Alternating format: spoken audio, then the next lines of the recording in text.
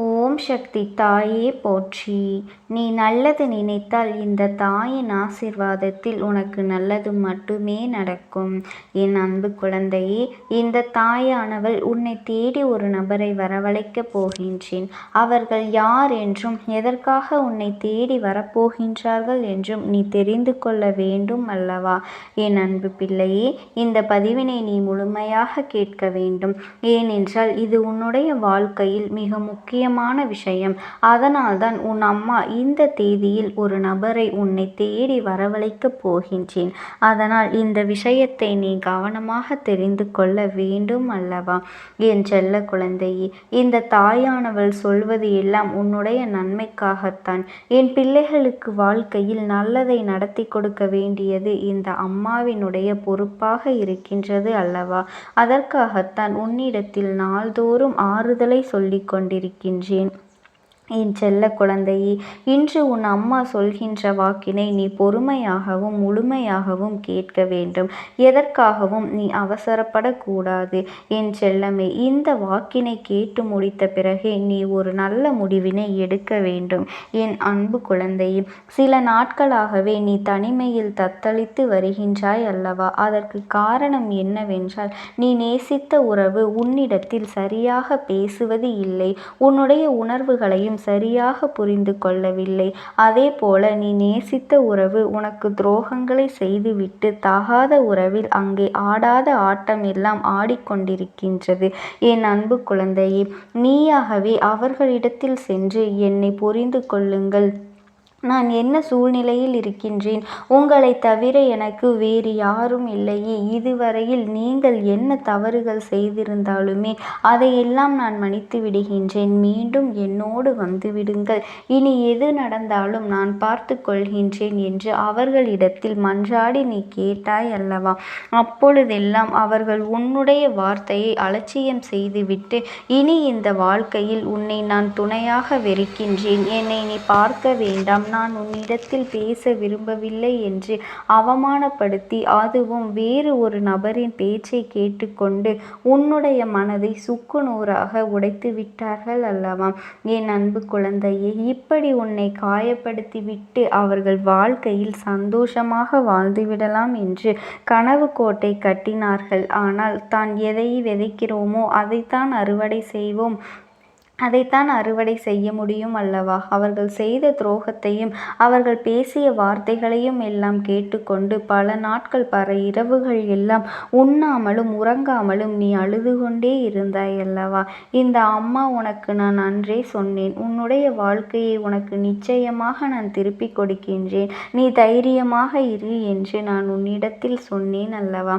என் தங்க பிள்ளையை, யாரெல்லாம் உன்னை ஏமாற்றினார்களோ, யாரெல்லாம் உன்னை துன்புறுத்தினார்களோ, யாரெல்லாம் உன் மனதை சுக்குநூறாக உடைத்தார்களோ அவர்களுக்கெல்லாம் தக்க நேரத்தில் நான் ஒரு தண்டனையை கொடுத்து விடுகின்றேன். அப்படி உனக்கு கொடுத்து அவர்களுக்கு சேர வேண்டியதை உன் கைகளில் நான் ஒப்படைப்பேன் என்று ஏற்கனவே உன்னிடத்தில் நான் வாக்களித்திருந்தேன். ஆனால் நீ மீண்டும் இந்த அம்மாவின் வாக்கினை நான் எப்படியாவது காப்பாற்றுவேன் என்று உனக்கு நம்பிக்கை வர வேண்டாமா? ஏனென்றால் பல நாட்களாக என் குழந்தை தன்னுடைய உறவு திரும்பி வருமா வராதா, என்னை தேடி வருவார்களா, திருந்திவிட மாட்டார்களா என்றெல்லாம் நீ நாள்தோறும் என்னிடத்தில் வந்து வேண்டுதல்களை எல்லாம் வைத்து கொண்டுதான் இருந்தாய். விரதங்களையும் நீ செய்து கொண்டுதான் இருந்தாய். என் தங்க குழந்தையே, உன்னுடைய கண்ணீரை பார்க்கும் பொழுதெல்லாம், அம்மா, என் உறவை எப்படியாவது என்னிடத்தில் திருப்பி கொடுத்து விடுங்கள், என் வாழ்க்கையை எப்படியாவது சேர்த்து வைத்து விடுங்கள் என்று நீ வேண்டாத நாட்களும் இல்லை, அவர்களை பற்றி யோசிக்காத நாட்களும் இல்லை. அந்த அளவிற்கு நீ தினந்தோறும் கவலைப்பட்டும் கஷ்டப்பட்டும் வேதனையில் அழுது கொண்டிருக்கின்றாய். உனக்கு இந்த தாயானவள் சொல்கின்ற விஷயம் என்னவென்றால், என் தங்க குழந்தையே, நீ பொறுமையாக இரு. உனக்கு அனைத்து விஷயத்தையும் இந்த அம்மா நான் நடத்தி கொடுக்கின்றேன். இந்த அம்மா ஒவ்வொரு தருணத்திலும் உன் வாழ்க்கைக்கான விஷயங்களை எல்லாம் செய்து கொண்டுதான் இருக்கின்றேன். உன்னுடைய உறவானது உடனடியாக எல்லா விஷயங்களையும் புரிந்து கொள்ளாது. அதுவெல்லாம் திருந்தி உன்னை புரிந்து கொண்டு உன்னிடத்தில் திரும்பி வரவேண்டும் என்றால் அதற்கான காலதாமதம் ஏற்படும் அல்லவா? என் செல்ல குழந்தையே, தன் வாழ்க்கையில் எவ்வளவு பெரிய தவறை செய்துவிட்டோம் என்றெல்லாம் புரிந்து கொண்டு உன் துணையானது நிச்சயமாக உன்னை தேடி வரக்கூடிய சூழ்நிலை இனி வரத்தான் போகின்றது. என் குழந்தையே, அந்த அளவிற்கு அவர்களினுடைய மாற்றங்களை நீ காணத்தான் போகின்றாய். என் தங்கமே, உன் வாழ்க்கையில் உனக்கு மகிழ்ச்சியை ஏற்படுத்தி கொடுக்க வேண்டியது இந்த அம்மாவினுடைய பொறுப்பு. அதே போல உனக்கு துரோகங்களை செய்தார்கள் அல்லவா, அவர்களுக்கு மிகப்பெரிய தண்டனையும் இந்த அம்மா நான் கொடுக்கத்தான் போகின்றேன். அது என்ன தெரியுமா என் பிள்ளையே? எப்படியெல்லாம் உன்னிடத்தில் நம்பிக்கையான வார்த்தைகளை பேசி உன்னை நயவஞ்சகம் செய்து உன்னுடைய வாழ்க்கையில் கெடுதல்களை செய்து ஏமாற்றினார்களோ, துரோகங்களை செய்தார்களோ, உனக்கு நடந்த ஒரு விஷயம் அவர்களினுடைய வாழ்க்கையிலும் நடக்கப் போகின்றது. உனக்கு துணிந்து துரோகத்தை செய்த அந்த நபர் தன்னுடைய வாழ்க்கையில் அதே போன்ற ஒரு துரோகத்தினை அனுபவிக்கப் போகின்றார். அப்பொழுதுதான் இந்த துரோகத்தினால் நீ எவ்வளவு வலியை அனுபவித்திருப்பாய், எவ்வளவு வேதனைகளை அனுபவித்திருப்பாய் என்றெல்லாம் அவர்களும் உணர்வார்கள் அல்லவா? அந்த சூழ்நிலையில்தான் அவர்களுக்கு நிச்சயமாக புரியும், நம் உறவிடம் நாம் எப்படி துரோகம் செய்தேன், இப்பொழுது நாம் யாருக்காக வாழ்ந்து கொண்டிருக்கின்றோமோ அந்த நபரை நம்முடைய இதயத்தை சுக்குநூறாக உடைத்து விட்டார்களே, நாம் செய்த பாவத்திற்காகத்தான் இந்த தண்டனையை நாம் அனுபவித்து கொண்டிருக்கின்றோம் என்று உன்னுடைய உறவானது அங்கு படாத கஷ்டங்களை எல்லாம் படத்தான் போகின்றது. ஆனால் என் அன்பு குழந்தையே, உன்னை நினைத்து அவர்கள் அங்கே கண்ணீர் வடிக்கும் சூழ்நிலையும் வந்துவிட்டது.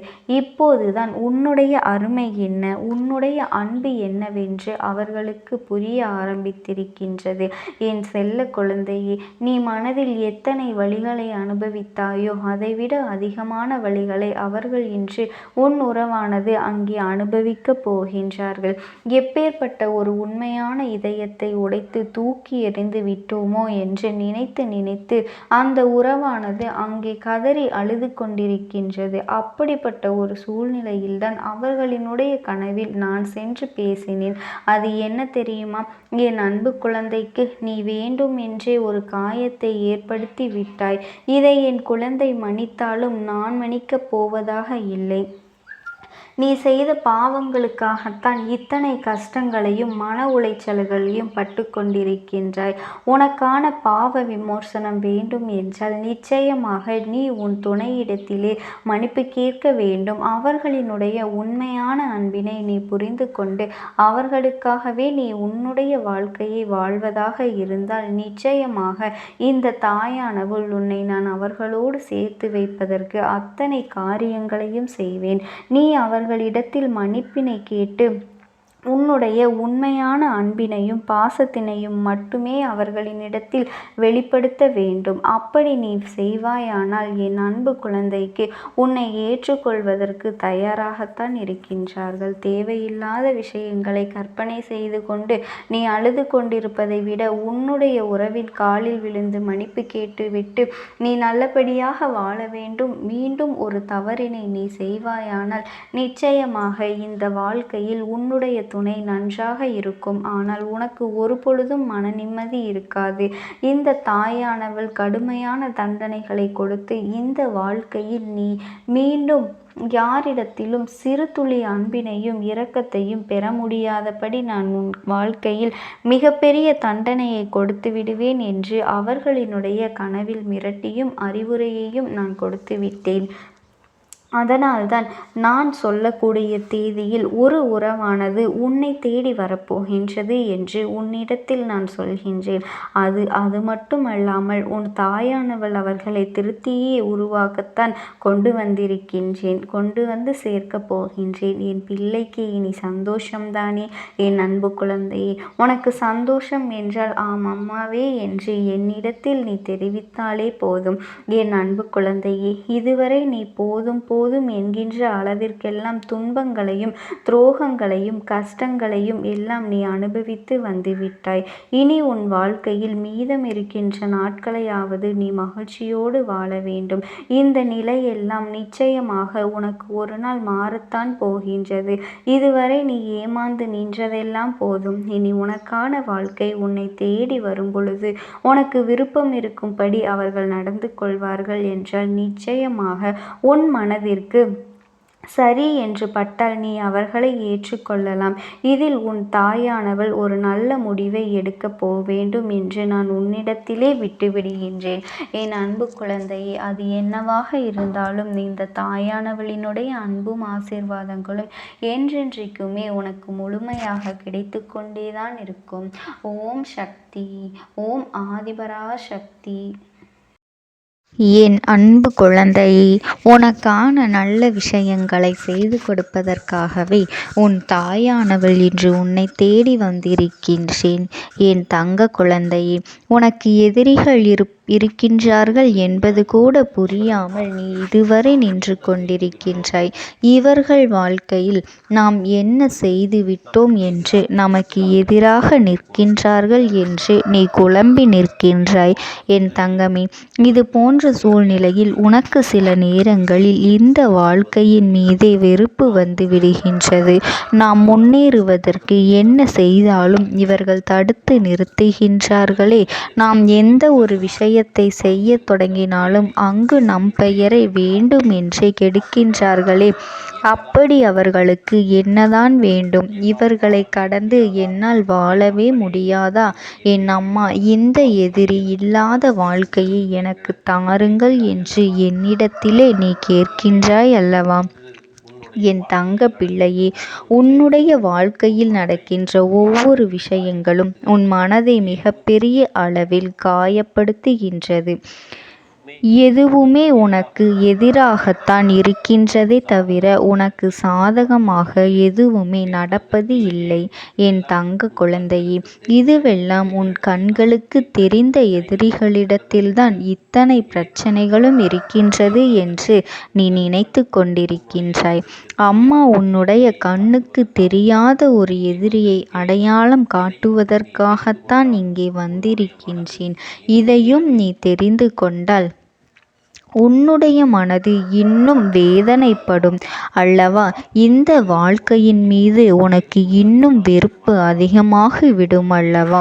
என் குழந்தையே, நீ நினைக்கலாம், அம்மா, நான் இந்த வாழ்க்கையை வெறுத்து ஒதுக்க வேண்டும் என்றுதான் நீயும் நினைக்கின்றாயா? நான் இந்த வாழ்க்கையை விட்டு சென்றுவிட வேண்டும் என்றுதான் நீ ஆசைப்படுகின்றாயா?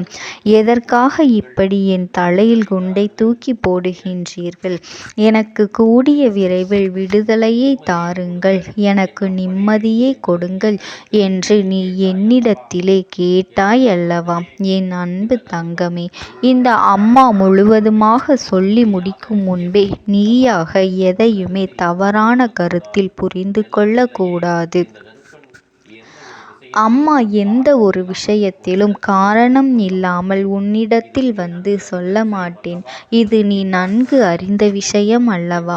உன் அம்மா இப்பொழுது உனக்கு என்ன சொல்ல வருகின்றேன் என்பது இந்த வாக்கினை நீ முழுவதுமாக கேட்ட பிறகு நீயாகவே எல்லாவற்றையும் உணர்ந்து கொள்வாய்.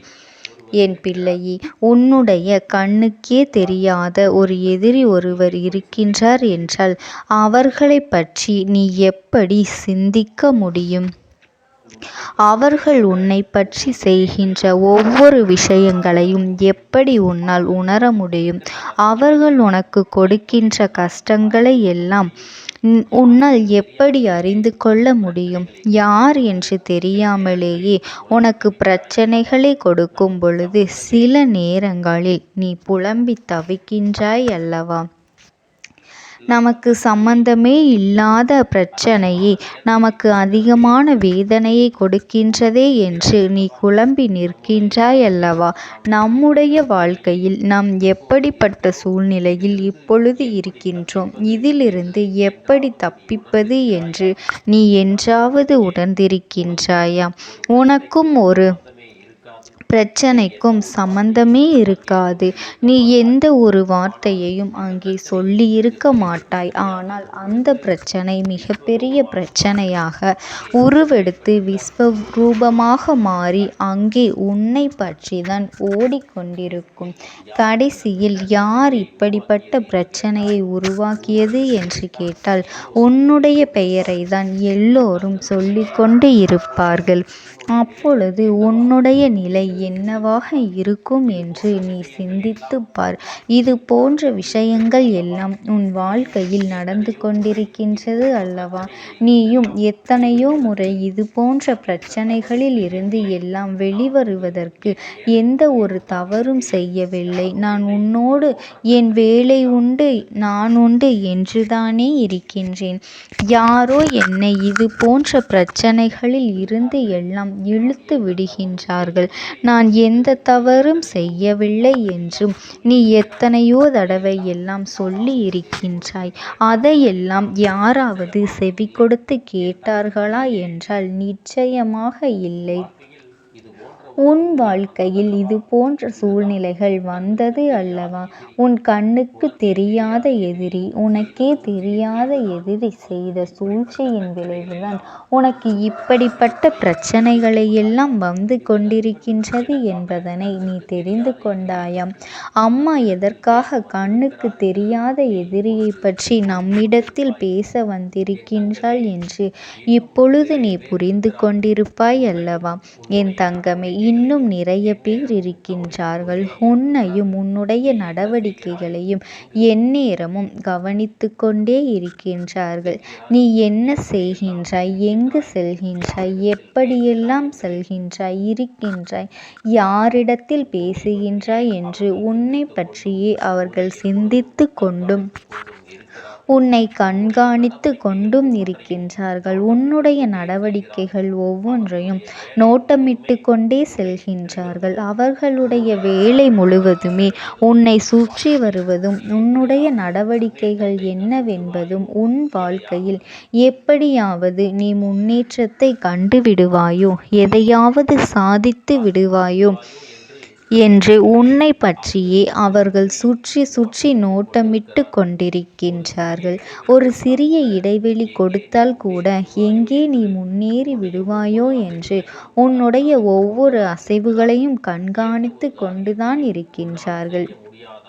எந்த ஒரு காரியத்தையும் உன்னால் செய்ய முடியாத அளவிற்கு சிறு சிறு தடைகளை ஏற்படுத்தி கொண்டுதான் இருக்கின்றார்கள். என் தங்கமே, கண்ணுக்கு தெரிந்த எதிரிகள் செய்கின்ற விஷயங்கள் கொஞ்சம் மட்டும்தான். ஏனென்றால் அவர்கள் செய்தால் அதனை உன்னால் எளிதாக கண்டுபிடித்து விட முடியும். அதனால்தான் அவர்கள் செய்வது கொஞ்சம் என்று சொல்கின்றேன்.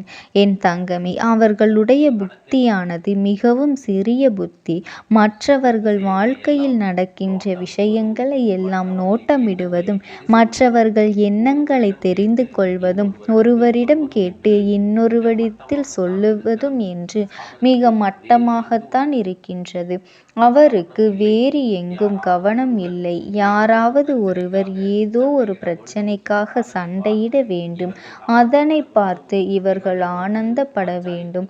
இவர்கள் வந்து பஞ்சாயத்து பண்ண வேண்டும் என்ற எண்ணத்தை அடிக்கடி கொண்டிருக்கின்றார்கள்.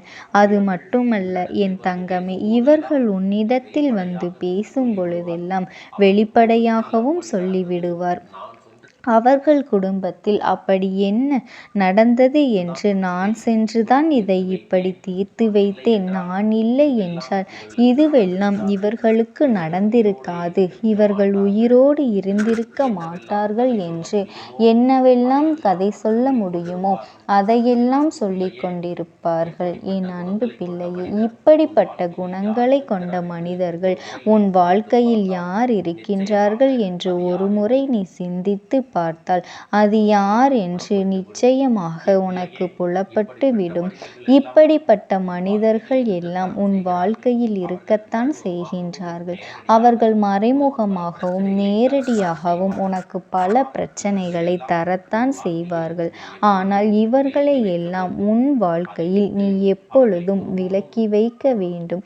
அதை விட்டு அவர்களை நீ ஒருபொழுதும் உன்னுடைய இல்லத்திற்குள் அனுமதிக்க கூடாது.